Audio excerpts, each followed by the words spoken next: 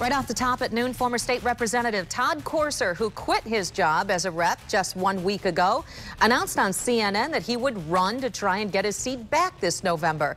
It's just the latest twist in what has been a bizarre cover-up to a sex scandal. 24-hour News 8's Tom Hillen is in studio right now with this story. Tom.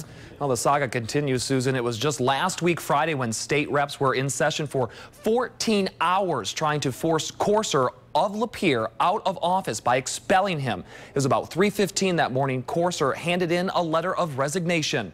But just a short time ago, he took to the air on CNN to announce he was throwing his hat in the ring for the vacant seat. This summer, it was exposed that Courser had an extramarital affair with former Rep. Cindy Gamrat of Plainwell. In a bizarre attempt to try to divert attention from the affair before it was made public, Courser anonymously sent an email to other Republicans saying he had been caught having sex with a male prostitute behind a Lansing nightclub.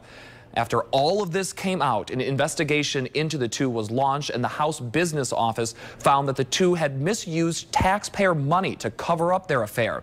This ultimately led to Courser resigning and Gamrat being expelled 1 week ago. I think the voters should be able to weigh in. It shouldn't be that legislators who have a political axe to grind can get together and decide they want to get rid of a member who's been a problem for them. I was a rep without a home, really, in the Republican caucus. I stood against them on their progressive actions.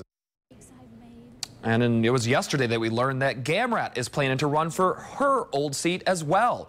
In Allegan County today, she released a letter to her former constituents defending her record. With it, she embedded a photo of a pledge she says was from Speaker Cotter, asking representatives in the Republican caucus to sign a pledge to stand with the caucus on all difficult votes and issues. She says she refused to sign it.